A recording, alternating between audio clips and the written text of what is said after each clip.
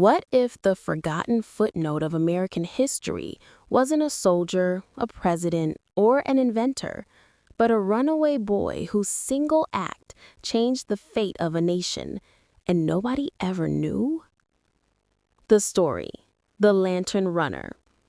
The night the British marched on Concord, 13-year-old Sam Turner was not supposed to be awake.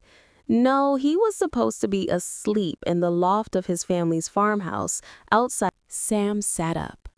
The old boards creaked as he slipped to the window. The moon was thin as a fingernail, barely lighting the fields. But even in the dimness, Sam saw movement, vast, shadowy, purposeful.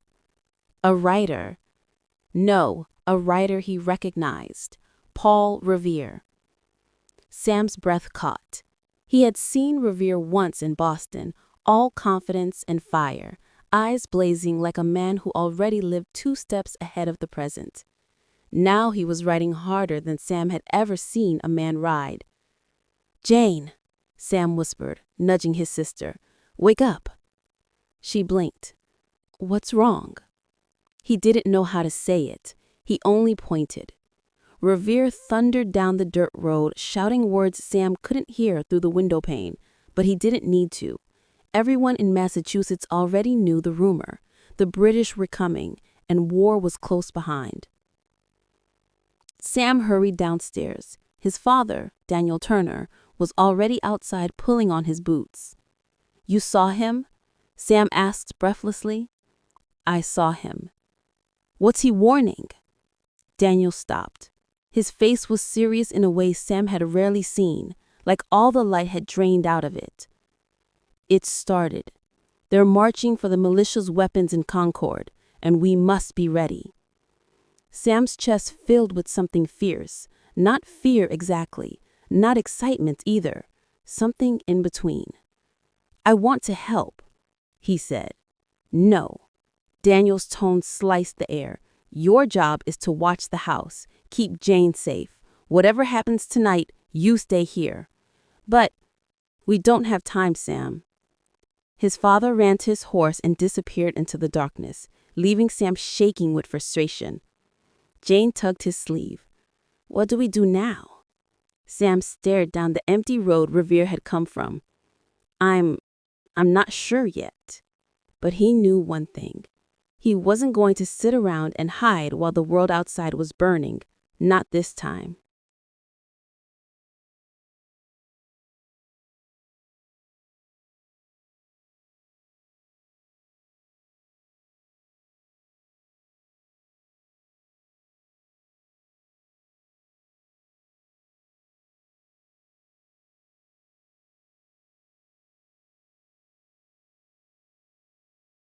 The next hour passed like smoke, thin, drifting, impossible to hold. More riders came. More shouts echoed across the fields. Militiamen rushed by in small groups, muskets in hand, determined but afraid. Sam paced the window. Jane watched him silently, clutching a blanket. Then, a knock shook the door. Sam froze. Jane gasped. "Mr. Turner, are you home?" A voice whispered urgently. Sam unlatched the door. On the porch stood Elias Porter, a friend of Daniel's, and one of the militia's trusted messengers. His coat was torn, his face streaked with mud. "Where's your father?" he demanded. "Gone to Lexington," Sam said. Elias swore under his breath. "What happened?" some asked. "The British aren't stopping in Lexington this time. They're splitting. A second column is moving along the river road. They'll reach Concord before dawn." Sam felt his stomach drop. But the militia's gathering miles from there," Elias continued. "Someone's got to warn the group stationed by the mill. If they don't move now, they'll be cut off." "Then go," Sam said. "I would," Elias said grimly, "but my horse fell, broke its leg. I need a fresh mount." Sam hesitated. His father's horse was gone. But there was still one horse. His mother's mare, Snowbell, fast as wind, light-footed, temperamental, but Sam was the only one, besides his mother, who could ride her without getting bucked clean off. Elias followed Sam's gaze to the barn. "You thinking what I'm thinking?" Sam swallowed. "I can take Snowbell. I can run the warning." Elias stared at him. "You're a boy. I'm small, I'm fast, and no one will expect me. They won't stop me." Elias hesitated only a second longer because time was bleeding away too quickly to waste. "Fine," he said, "but you'll need a signal." He handed Sam a small tin lantern. "Light this the moment you reach the mill. If they see it, they'll know the second column is close." Sam held the lantern and felt its weight. It was heavier than metal. It felt like a future. The shot they all remembered. The militia reached the road just minutes before the British column arrived.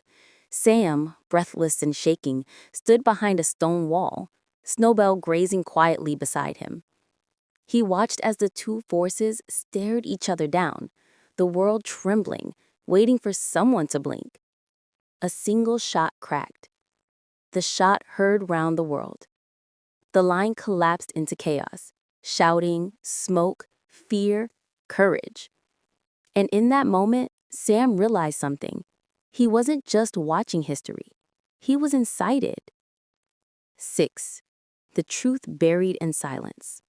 When the dust finally settled, the British column had been pushed back. The militias across the region had been rallied in time. Because of a boy, a horse, and a lantern. But no one wrote his name.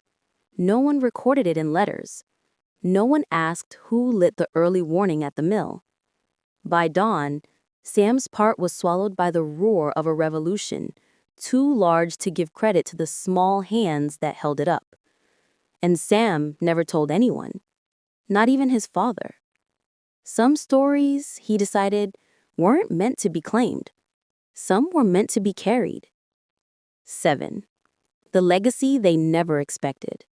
Years later, long after the war, long after America stood on its own legs, a much older Sam Turner walked the quiet path by the Concord River. He carried with him an old tin lantern, rusty, bent, beautiful.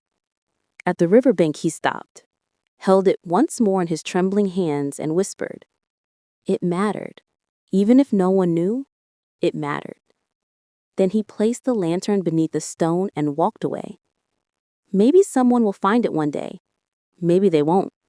But if they do, they'll find a small carving scratched onto the metal years ago by a boy who thought history would swallow him whole. I was here, and I helped.